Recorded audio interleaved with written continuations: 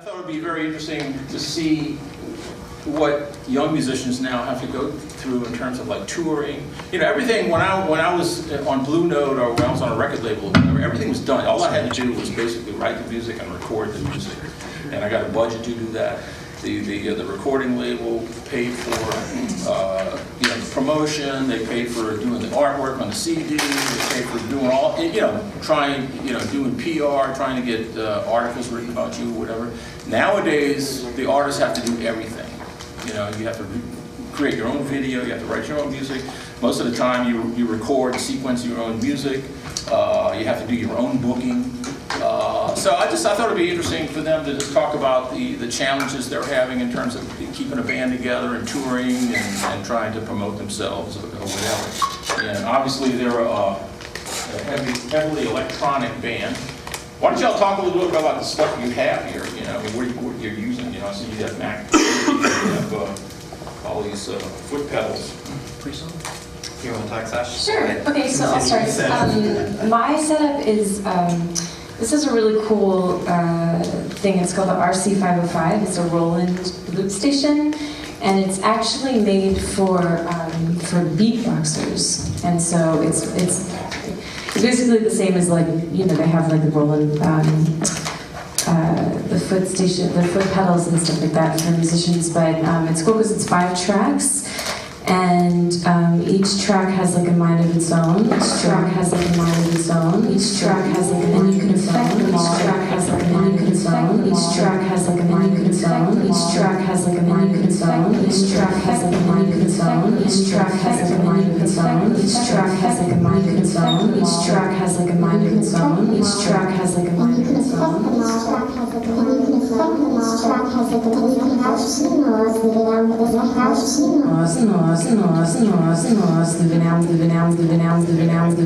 Anyway, it's really fun. I use it a lot in live improvised settings. I do a lot of like live electronic music in New York these days, where I'm just playing this, and essentially I use it as a sampler pad, and I sample my voice, or sometimes I have pre-programmed samples, and I just like use it in a live setting. And so what I do in this band is that I sync it up with via MIDI to Cliff's computer, which is running Ableton, and so that our tempos are synced, and that way I have like some background vocal parts and harmonies and stuff like that stacked in there that I wouldn't be able to otherwise achieve in a live setting. So it's really fun. It's a lot, as you'll see when we perform, it's kind of a lot of choreography. For me, like I have to remember, like, okay, this part, and then I have to change the key on this section and cue this and whatever. But it's really fun and it's capable of a lot of things. I highly recommend it for anyone who's a singer who's looking for, just ways to explore the voice as like an instrument. This thing is it's a beautiful synthesizer. It's a chord mini log, and it's a 4-voice polyphonic analog synth. And it's kind of the first synth to have come out that's, it's actually really cheap. It's very affordable, it's $500, which is kind of groundbreaking for an analog synthesizer, especially for this size. So yeah, that's my setup. Cliff. Cliff is a mad scientist, so this is a lot more complicated, but... That's like why I'm still not even done. But you can get a sense. Let's see if it even is working now. So this is an example, like, we're going to play a track later where, as you hear it, since loud headphones, the click track is already changed when I switch to a new song.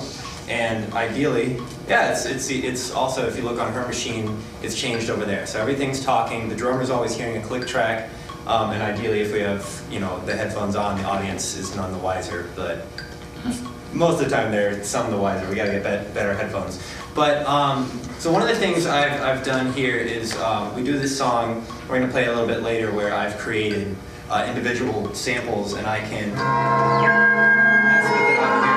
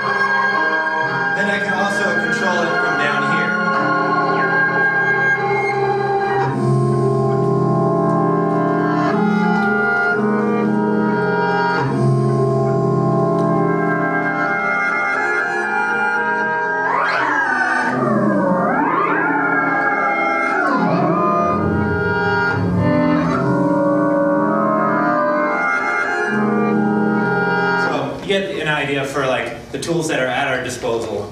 And we're still like live musicians. We're still like trained in our instruments, so we want to use our instruments as much as possible, and just kind of use this to augment stuff.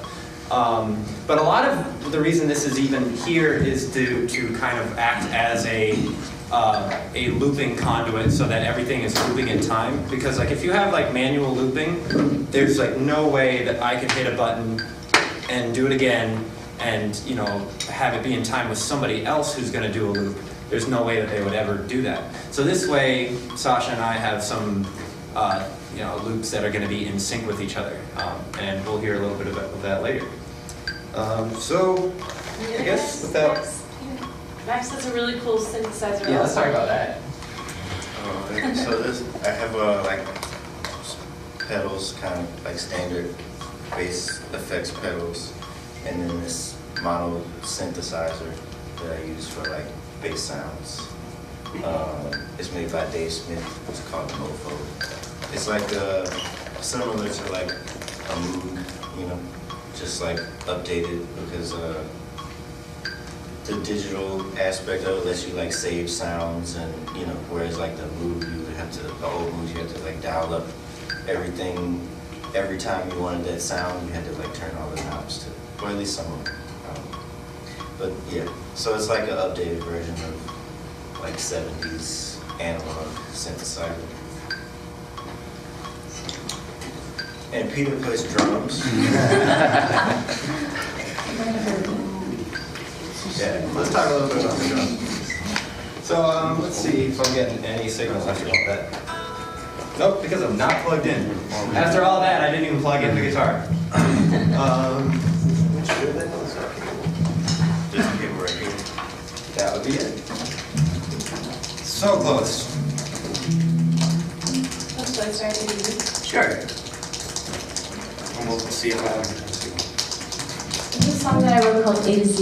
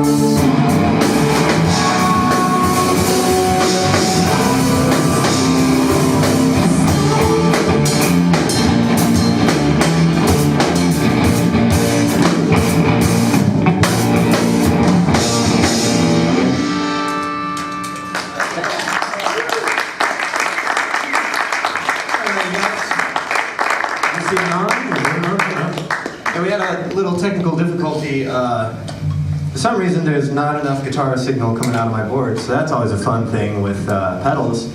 You never know which one the hell is going wrong, so I just kind of cranked the amp up, because it's totally not working, but yeah. Any questions or anything? Yes? I guess collectively, do you guys write songs together, or how? I'm sure the process of writing comes in various forms, but I guess what works for you guys? Well, I mean, actually, we all live in different places right now, so so the way it's been working is that we write individual songs. Like that was a song that I wrote, basically in its entirety, and then brought into the band. And of course, like the band makes it their own. But yeah, and then you know, sometimes songs will come out of like improvised like gigs and things like that. You know, and we get together, and then a lot of writing happens, I think, in the studio as well. You know, when we go in the studio and we're trying to like crank something out and really like, and put the finishing touches on it. So, yeah. Yeah. How many things do y'all use that are programmed into a song like that, and how long does it take to set that up? Well, for that song, for example, I have like background vocal parts that I have on the choruses that have harmonies. So if you listen to it individually. Please forgive my changing keys also. So that's up half step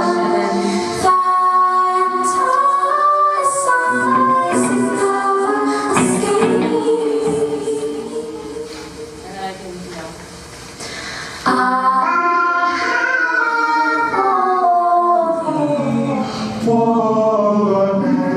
Anyway, yeah. So that's what I'm doing on that. I should mention, that song we also have like a bunch of laptop stuff, but we quickly called an audible on it, and that's kind of part of the delay. I was taking all that stuff out so that it wouldn't get in the way of, you know, the vocal stuff given the situation. But, you know, there's also some like laptop track stuff happening sometimes too, depending on the song. So, but yeah, your question though was like how long it takes to program it, or? Yeah. I mean, it's definitely like, I think it's like a process, you know, like over time we'll keep like changing it and trying out new ideas. So it's like very malleable. That's not trial and error too. Yeah, it's still evolving. You know, I'm still not crazy about the way my stuff sounds, so I'm always like trying to edit it and change it, you know, so it's definitely not a set and forget thing. But yeah, that's a non-answer to your question, sorry. Any other questions? Yeah, no. What's your fail-safe? How are you managing that? Fail-safe in terms of making the gig if one of the pieces of gear like craps out? That's absolutely a fun topic of discussion. I think when you're dealing with electronics, the fail-safe thing is like the most important thing. It's like a plan B of sorts. It's like, okay, we're here to make music. Music needs to happen. What do you do? So I think the more and more that we do this kind of music, the more and more we see all the things that can go wrong. And so then we develop like little fail-safes for each individual thing that could go wrong, as well as just kind of a global backup plan. So you know, if worse comes to worse, if the computer or the looper thing was just totally not working, we would just play without them, and that would be fine. In this case, the guitar pedal board was not working, was not producing signal, and unfortunately I don't really have a fail-safe for that, aside from screw it, unplug from the board, plug straight into the amp and fix it later. That's always fun, but you know, it'll get the job done. And then, yeah, there's all sorts of individual things that can go wrong. Like we were on a gig one time, and this thing, this headphone mixer decided not to work. And that may seem like not a very big deal, but that's also like, that was the source of the click track. So nobody had click track. But we were able to just like isolate the thing that was wrong, and then ended up giving just the drummer the click track, and then he was able to just keep us all in check. But yeah, I mean, I think the more and more you do this stuff, you learn what can go wrong, and then you find yourself troubleshooting on the gig, and that's no fun, but it's kind of comes with the territory. But definitely, like, I think for a lot of like DJs / electronic musicians who are like straight up in that world, their fail-safe is, oh, my gear's not working, plug the iPod in. And ours is the opposite of that. Like, oh, our Ableton's not working, play our instruments, you know. So I think that's the fail-safe. Any other questions? You've done this, haven't you done this, performed this material before, just completely acoustically too? We have. I mean, some of these songs, I don't think all of these songs we've done as acoustic numbers. Certain ones work really well. And there's a bunch of songs that we do in an acoustic setting that just don't work in this setting too. And we just have a wide range of material. We've been writing individually for such a long time, writing together for a long time. So we just have a wealth of material, and not all of it works in all settings. So if we were playing like an intimate church environment kind of thing, we might play that song, but it wouldn't sound anything like that. But there's definitely certain songs that we wouldn't even try to play. Yeah. I think if the song is strong enough, it doesn't need all of this. This is just kind of to contextualize it in a certain environment that, you know, we're trying to, you know, have it be in. You know, that kind of vocabulary, using synthesizers, using Ableton, using all this crap, you know, but it's certainly not necessary. It's just the sound of the genre that we're trying to portray at that moment. But each setting is different. Each room is different. You know, perhaps we could even be more malleable to this room and do something in between. But right now we're just kind of presenting the quieter version of the heavy thing, you know. But we totally could, if we chose to, like, hey, let's do the acoustic version today, you know. So yeah, everything's malleable. Jerron? I assume that like you guys have been working together for quite a minute. How long is it taking you guys collectively to get to this point? Because I mean, there's a lot of programming, a lot of like time and energy spent, like you're working on your sound sonically and everything else in between. Did you guys have like multiple projects before you got to this point? Well, I had a project called the Cliff Himes Quintet that started in 2009, so if I'm right. But 7 years ago, and Sasha was in that. So she and I have been playing together for 7 years. She had her own projects under her own name. The kind of merger happened 2011. Is that right? When did Progression start? I think so, yeah. So the Progression Music Series, which we're playing tonight, Sasha founded it basically almost as a way to just like try out new material. And it's just like this, you know, we had this like weekly Saturn Bar show that, you know, she was trying out these new tunes, we were trying out some new covers, and it was kind of like the beginnings of the thing that would become this, you know, where we were trying out these kind of like art rock pieces, if you were, and she was writing all this new material. This was one of the songs that, you know, we debuted at Progression, and we're still playing it. So after we kind of came together, and you know, we were Cliff and Sasha for a while, and then eventually we wanted to create a band name, so we came up with Hildegard. But after that, I think that the programming stuff was relatively new, where I had I'd kind of been pushed in this direction by several other people because I did a lot of stuff with looping, and people were like, well, that's cool and all, but like, quantized looping is going to change everything. I was like, yeah, whatever, blah, blah, blah. And then finally I gave in, and I learned this vocabulary, I learned this world. And then, you know, the different projects that I have utilize it differently. You know, HC Duo, the duo I have with Max Zimanovic, the normal drummer of this band, he and I are duo, and it's just straight looping is what Ableton is being used, and like live manipulation. Then there's a band I have called Cliff, which really explores like just like track world, almost being more one of the members of the band. Whereas this band, I think the tracks are pretty much just to like supplement the stuff that's already happening, to just help it be a little bit more in that vein that we're going for. And a lot of it came actually out of, we were doing a lot of touring, and Max couldn't come on tour with us. That was Like, the other it was like we didn't have a bass player, and the way that these songs were, it was like either I would have to have 2 keyboards set up, or Cliff would have to, like, we would have to be sacrificing too many things to like play bass parts the whole time. Because we both have the ability to play bass parts, but that at the behest of, or at the sacrifice of some of other other parts that were more important or something. So, so not having a bass player kind of like led to this development of using Ableton and just pumping bass through the house, which is actually really cool. I mean, if you've got like a big rock club and they have like big subs and stuff like that, it sounds great. So It doesn't work so well in jazz rooms. And of course, it never is going to sound as good as having Max here, because basically all the bass tracks are me and Nathan Lambertson's synthesizer in a living room for like 2 weeks before we were about to go out on tour with like a lot of coffee and just like, I gotta get this done. And just, you know, tracking out, basically just like recording an album's worth or a set's worth of live bass tracks, and that's what we had to go with. And it sounds great, but it's never going to match the, you know, the live energy that Maximo has got. And plus, you know, with this, like, you know, granted I did use an analog synthesizer, but, you know, putting an analog synthesizer into Ableton and now it's coming out as a digital signal, whereas this is just like warm analog bass. It's just like, this bass is never going to sound like that, you know.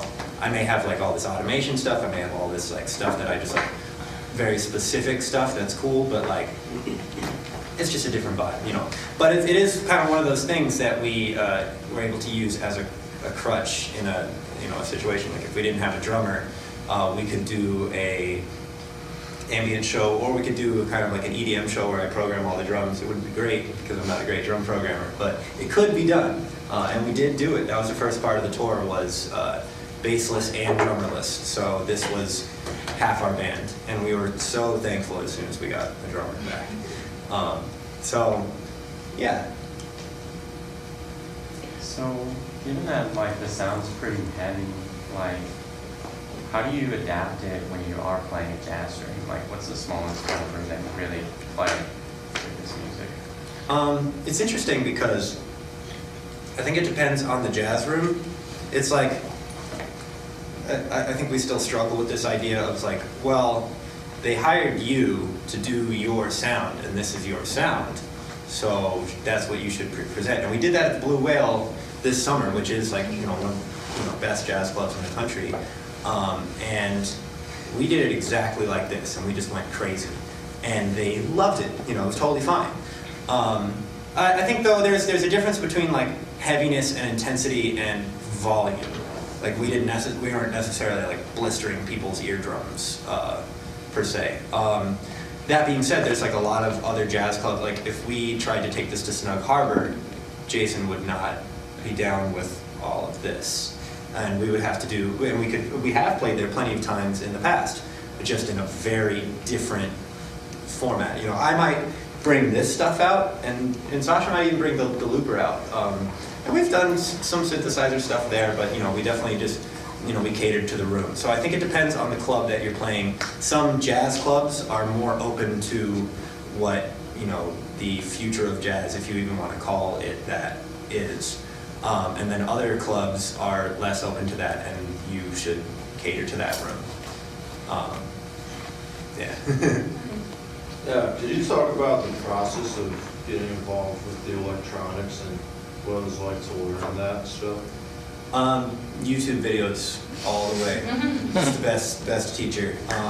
Because I would like constantly go to my friends who were learning this stuff, and I would try to get up with them. They'd be like, "Yeah, man, let's shred it." You know, like Gerard. Oh, really? You're gonna do this now?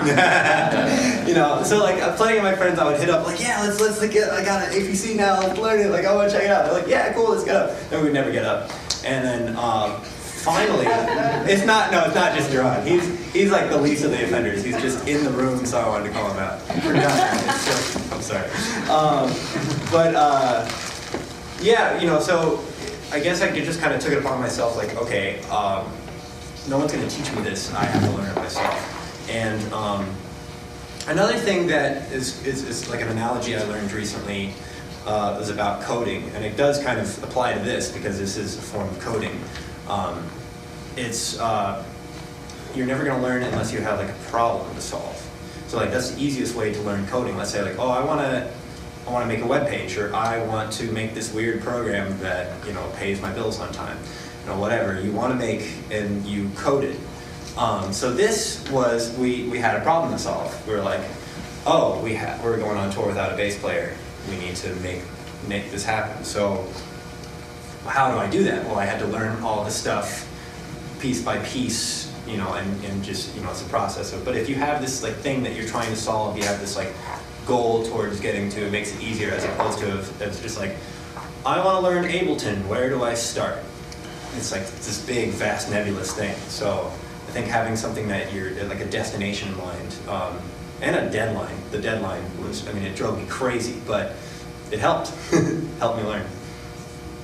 So like you guys are all great jazz musicians, you know, and at what point did you feel like that wasn't artistically the direction you wanted to go to, and you were more drawn to the art, rock genre, I guess it would be? And then who were some of the people that influenced you, and who are some of the people that the older jazz musicians like me should know about, that are sort of cutting edge musicians? That, because I see that seems to be a trend. There's a lot of very young, talented jazz musicians that seem to be going more into the art rock thing, you know? So. You want to answer it? Yeah, I mean, I think that like, I don't know, I mean, there's different sort of like religions, and some people really feel like jazz music needs to be this very specific thing, but I think for me it was moving to New York, and which I did. I moved to New York about a year and a half ago, and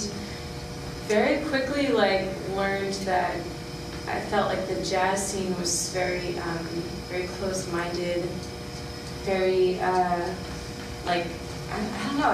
It was like that everyone took themselves very seriously. Everybody was just trying to sound like somebody else, and wasn't. I mean, and of course there were the greats who were developing their own voice within the genre, but for the most part, I didn't want to hang out at places like Smalls. I started hanging out at places like Rockwood Music Hall or like New Blue, and places that just, they would have musicians that were like quote unquote jazz musicians, but they had just like taken jazz as like sort of like a diving board, and all the knowledge that comes with having studied jazz music, and you put that into crafting something that's totally your own voice that like no one can replicate, because it's, you know, it's your own composition, it's like your lyrics, everything is just, it's coming out of your brain. And I was just more drawn personally to that than to try and like, you know, like get up there with 50,000 other like jazz singers who are like singing Summertime, and it's just like, you know, in New Orleans, I think jazz music is just treated with like, I don't know, it's treated better. It's like there's more life in it, I think, and there's more freedom within it, and especially within certain genres. Like also in New York, the traditional jazz scene there, like they're so rigid with, this is exactly how it sounded, and this is exactly what Sidney Bechet did on this song, and you really can't stray from that. And you come down here and you listen to musicians like Aurora Nealand and Paul Thibodeau, and people who are like, they're taking the songs from the tradition, but they're just like, they're reinventing it and they're putting their own sound into it, and it becomes something so beautiful and refreshing. But you don't find that as much up in New York, so I don't know. That's that's why I was like, no, I'll go this way. I wanted to say, I mean, I kind of come from a different place with it, where I feel like, and I think all of us in the room have our own different degrees of this, where we wonder where jazz fits into modern society. And like, at a certain degree, it's like, are we playing this for ourselves, or are we playing this for, like, who is our audience? Who are the people? And you know, a lot of us play jazz festivals overseas, a lot of us play jazz festivals all over the country, and we see the audience, obviously they're there. But I think a lot, it's hard when a lot of people our own age, a lot of the people that, when we see like kind of these cultural things that are happening that people are interested in, they're not listening to jazz. But a lot of the things that they are listening to now are heavily influenced by jazz, and that's a really recent thing. Like the fact that Kamasi Washington was on Kendrick Lamar's record, and all of a sudden he's huge, you know. And Kendrick Lamar was like, that was the fact that he wanted to incorporate Thundercat and Flying Lotus and all these people who are these kind of, to answer your question of like who's relevant in that world, you know, those guys are really pushing the limits of, you know, crossover, if you want to call it, just like using this jazz vocabulary and putting it into a modern setting. So I guess on an overarching scale, I want to create music that is relevant outside of the jazz box, because I feel like there is very much a box on it these days. Do you feel that New Orleans within itself, the musical community, has the mobility to accept the music that you're trying to put out progressively? Define mobility. Because I guess when I say mobility, I think of, when you think of New York, of course there's a rich jazz community, but there are also things there that like make it possible, I guess, to have like an upward mobility to a certain degree, or like there are like, you know, big names there to like go look at, or like events or halls or even studios that like need musicians to do this, to do that. To a certain degree, I guess in New Orleans, do you feel like there's an outlet for that? To be quite frankly, no. And I think that's part of the importance of what Sasha started with the Progression Music Series, and what I'm hoping to carry on is like to create a home for music that doesn't really have a home in New Orleans, because you know, bands like us are not getting booked at New Orleans festivals. We know what bands are being booked there, what kind of sound they're looking for, and it's not this. So I think there's a degree that we've kind of been staking territory, and there's so many bands like us in town that are also similarly staking territory and this kind of creating this scene, kind of building it from the ground up. But in terms of like, is there this like upper limit to it? It's like, you know, I think we're one of the bigger bands, if not the biggest band, of this kind of like progressive style of music. And even still, like there's not really much attention in terms from the New Orleans like industry. You know, New Orleans, the music scene here is very predominantly like driven by tourism. And so if your music doesn't sound like New Orleans touristy music, I mean, I have a story. Last 2 years ago, I was playing a jazz fest, and it was right when Hildegard had, I guess we had just gotten off of this big tour, and you know, I'd gotten booked as Sasha Masikowski in like the Lagniappe stage at the Jazz Fest, which is great, and I thought like, oh, Lagniappe, like maybe I can bring Hildegard into the festival instead of doing more of like a traditional jazz thing.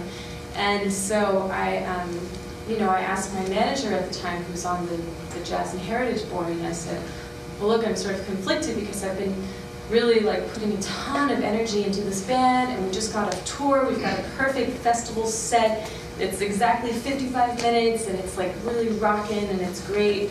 And you know, I said, do you think I can play that on the Lagniappe stage? And her response, very frankly, was like, oh, sure, go ahead, but don't expect them to call you back next year, you know?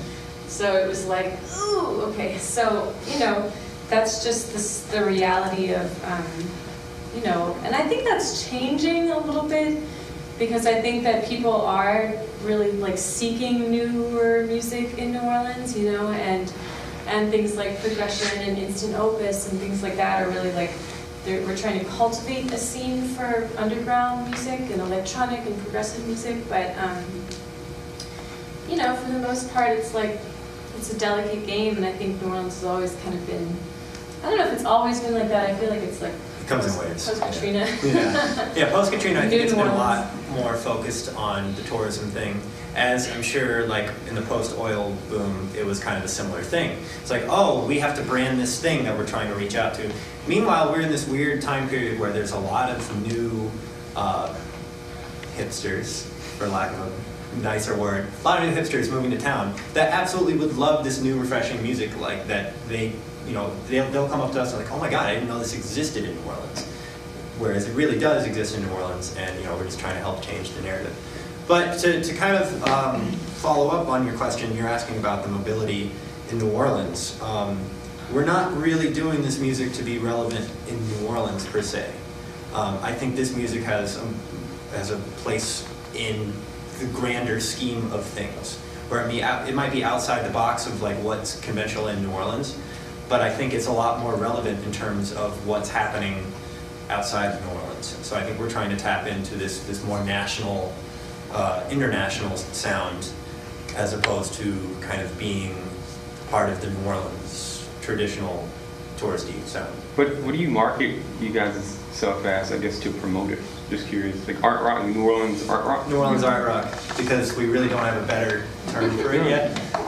We've literally had people come up to us who are, great musicians. They know about genres, they know the spiel and all the blah, blah, blah. And they'll come up to us and they're like, we don't know what to call it. It's like outer space music or whatever, all sorts of weird terminology. But you can't really say that, so you have to figure out something to brand yourself as. But I think there's just a lot of similar bands out there, like in terms of St. Vincent and Little Dragon, Hiatus Coyote, that are kind of we're similar to them. We have our own thing. We have our we might be a little bit edgier, noisier in some regards, but I think there is there's a national kind of sound that we are trying to be a part of, be the small fish in the bigger water. I have another, just a question related also to jazz. It's like, as a jazz musician, I always feel like the interaction that happens on the stage is something that's, I really look forward to. And I'm just wondering how much flexibility do you have in terms of like working with the sequencers and the click tracks and things like that, where you have some room to stretch and interact, or can the arrangements go anywhere else other than where the computer is designed to go? They will. It's kind of a hard question because the computer will do what you tell it to do, but you can program it in such a way that you can, let's say, we're going to leave this section open-ended until it's time to go on, or perhaps we wanted to abandon the click track for some section, and when we go into this other section, we'll bring it back. There's definitely room for improvisation depending on how you program it. In terms of our set specifically, I think there's so much energy behind what we're doing that it's never going to sound the same, even though it's got the rigidity of the click track. We may not be able to stray from the tempo, and we may not be able to stray from the arrangement so far in terms of the way it's programmed, but the way we perform it and the way we interact is always going to be different. There's always just this there's this live component to our energy. Is such a big part of our live show that I think it's still a very dynamic live show. Definitely not the kind of dynamic range of EDM, which is right there. Do you see AI or artificial intelligence, maybe a robot taking the role of a computer possibly in the future? I mean, you think is there any there's future visions of that happening? Yeah, there's all sorts of kind of max MSP sort of programming things where you can have patches that are going to be more fluid, that are going to kind of change upon themselves, and they're going to act. A robot acts within a specific set of rules, but it's still is going to change and be malleable. So I think those are more used in experimental settings, but I will see these kind of programs where it's almost improvising with you. One degree that we'll even see with that, there was a time period where I was using beat repeat way too much. Not necessarily in this band, but beat repeat, there was just this it has a chance factor. So it's there's a 50, depending on what you said, there's 50%, 30% chance that it's going to do the beat repeat effect. And then, once it does the beat repeat effect, there's you can randomize the chance that it's not going to just do da da da da da, it could be da da da da da, it'll chop up the thing in this random pattern based on a chance. So I remember doing some stuff with the HC Duo where I would just have it on and not even remember, and it would chop up my bass line and like create like a little bass fill that Max then would interact with, and it literally was like he was improvising with the computer.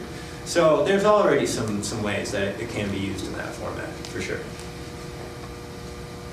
You guys gonna play another one? Yeah, I'll play another one. How much time do we have? 15 minutes. So. Oh, okay. 15 minutes? Well, I mean, whatever. What do you I'm think? the one. Should we do? Mine takes us an hour to break down. No, it takes 15 minutes. Do you want to do D2? Do both, do both. Yeah? Okay, just do YouTube.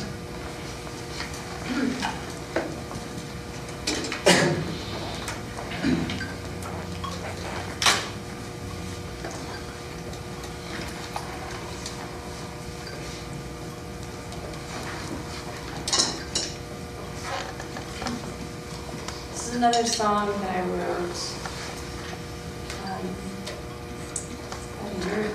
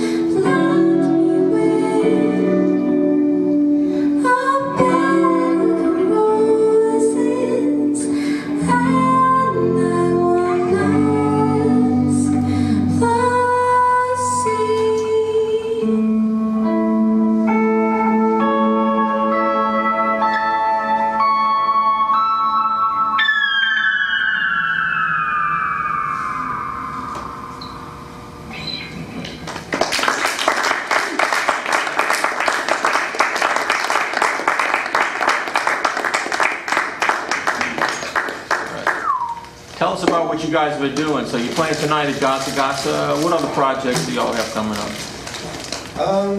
Do we have anything else coming up? I leave for New York tomorrow. Yeah. So, yeah. Yeah, tonight we've got the Progression Music Series. It's Hildegard, it's Sexy Dex and the Fresh, and Valerie Sassafras are all playing tonight. All right. Yeah, it's quite the lineup. It starts at what, 9? It starts at 9 o'clock, yeah. Going through. It's 21 plus, so hopefully you guys are 21. Geronimo building. Get a fake. Not showing up for nothing. And we have CDs for sale. Yeah. We have CDs. Oh, you got CDs, all right. So we're gonna do one more song. This is a song off of said record. This is a song titled Karma.